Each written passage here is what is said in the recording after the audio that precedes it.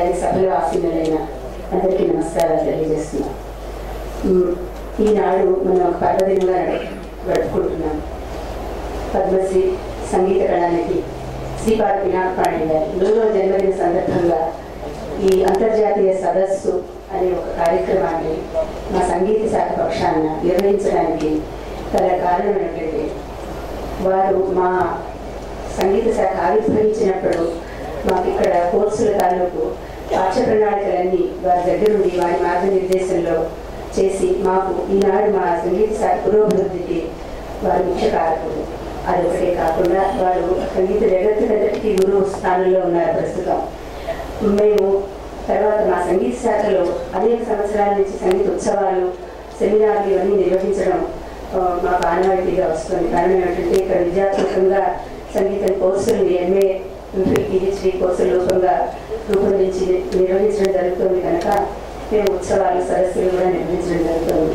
ఈనాటి ఈ కార్యక్రమాల రూపకల్పనకి అనేక మంది పెద్దలు, మా ఉపాధ్యక్షులు గారు, మా రిజిస్ట్రార్ గారు, అలాగే ముఖ్యంగా కల్చరల్ డిపార్ట్మెంట్ నుంచి సాంస్కృతిక మండలి చైర్మన్ శ్రీ ఆర్వి రమణమూర్తి గారు, సాంస్కృతిక సలహాదారు డాక్టర్ కెవి రమణాచారి గారు ఐఏఎస్, తర్వాత సాంస్కృతిక శాఖ డైరెక్టర్ శ్రీ రాళ్లపల్లి ప్రతాప్ ప్రసాద్ గారు, వీరు ముగ్గురు చాలా మాకు అండదండలుగా ఈ కార్యక్రమ రూపకల్పనకి మొదటి నుంచి కూడా మా కుటుంబ సభ్యులుగానే మమ్మల్ని వారి సభ్యులుగా చేర్చుకొని ఈ రూపకల్పన చేసి, తర్వాత అదే కాకుండా వారు ఆర్థికంగా కూడా పూర్తిగా మాకు అండదండలుండి ఈ కార్యక్రమాన్ని నడిపిస్తున్నారు.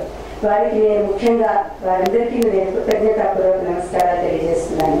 తర్వాత ఈనాటి ఈ సదస్సులో ముఖ్య అంశం ఏంటంటే, పినాకపాణి గారు అనేక విధాలుగా వారి సంగీత శైలితో మార్గనిర్దేశం చేశారు. అనేక శిష్యులు, ప్రశిష్యులు ఇప్పుడు వారికి ప్రపంచం నిండా ఉన్నారు.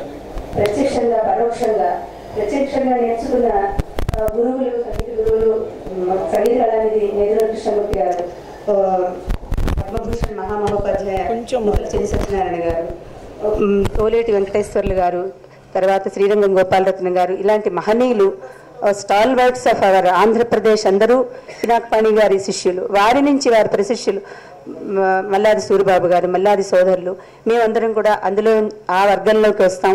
మా అదృష్టం ఏమిటంటే, మేము ప్రత్యక్షంగా కూడా పినాకపాణి గారి దగ్గర నేర్చుకోగలిగే మహద్భాగ్యం మా అందరికీ కలగడం వల్ల ఈనాడు మేమందరం కలిసి ఈ పండుగ జరుపుకుంటున్నాం.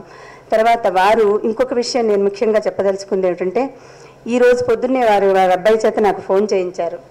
ఏమనంటే, ఆయన కనీసం ఒక 8 ఏళ్ల నుంచి పూర్తిగా మంచం మీద ఉన్నారు. మంచం నుంచి కదలలేని స్థితిలో ఆయన పూర్తిగా బెడ్ అయిన దగ్గర నుంచి రోజు పొద్దున్న ఒకసారి సహస్ర గాయత్రి, సాయంత్రం ఒకసారి సహస్ర గాయత్రి చేయడం అలవాటుగా పెట్టుకున్నారు. ఆ తర్వాత సాయంత్రం 6 గంటల నుంచి 1 గంట సేపు ఆయనకి వచ్చిన శ్లోకాలన్నీ స్తోత్ర పఠనం అంతా చేసి తర్వాత మంగళం పాడుకుంటారట. ప్రతిరోజు దినచర్య ఆయనది. అది పాడుకుంటున్నప్పుడు ఆయన తను నేర్పిన, లేకపోతే పరోక్షంగా తన దగ్గర నేర్చుకుంటున్న ప్రతి శిష్యుడిని తలుచుకుని వారందరి క్షేమం కోసం నేను ప్రార్థిస్తున్నాను అని ఇప్పుడు నాకు ఆయన ఫోన్ చేయించి, ఇవాల్టి రోజున ఈ సదస్సులో ఎవరెవరు పాల్గొంటున్నారో వీళ్ళందరికీ కూడా భగవంతుడి కృపా కటాక్షాలు ఉంటాయి, నా ఆశీస్సులు ఉన్నాయని తెలియజేయమని పొద్దున్నే నాకు 9ంటికి ఫోన్ చేయించారు. కాబట్టి అది మాకెంతో భగవంతుడిచ్చిన వరంగా మేము భావిస్తున్నాం. ఇప్పుడు ఈరోజు సదస్సుల్లో ఈ ప్రారంభ సభా కార్యక్రమంలో మాకు కీలకోపన్యాసం ఇవ్వడానికి డాక్టర్ పప్పు వేణుగోపాల్ గారు చెన్నై నుంచి విచ్చేశారు. తర్వాత మాకు అధ్యక్షులుగా మా ఉపాధ్యక్షులు గారు దీన్ని సభని నిర్వహించబోతున్నారు. తర్వాత సాంస్కృతిక మండలి చైర్మన్ శ్రీ ఆర్వి రమణమూర్తి గారు, తర్వాత ముఖ్య అతిథిగా మాకు గవర్నర్ గారి ప్రిన్సిపల్ సెక్రటరీ అయినటువంటి డాక్టర్ ఎన్ రమేష్ కుమార్ గారు, వారు ఎంతో బిజీ షెడ్యూల్లో కూడా ఒప్పుకుని మాకు వస్తానన్న కారణం ఏమిటంటే, పినాకపాణి గారితో వారుకున్న అనుబంధం. అది కూడా వారు మాట్లాడేటప్పుడు నిన్న నాకు చెప్పారు. తర్వాత మా గురువు గారు నేదునూరు కృష్ణమూర్తి గారు, వారు విచ్చేశారు.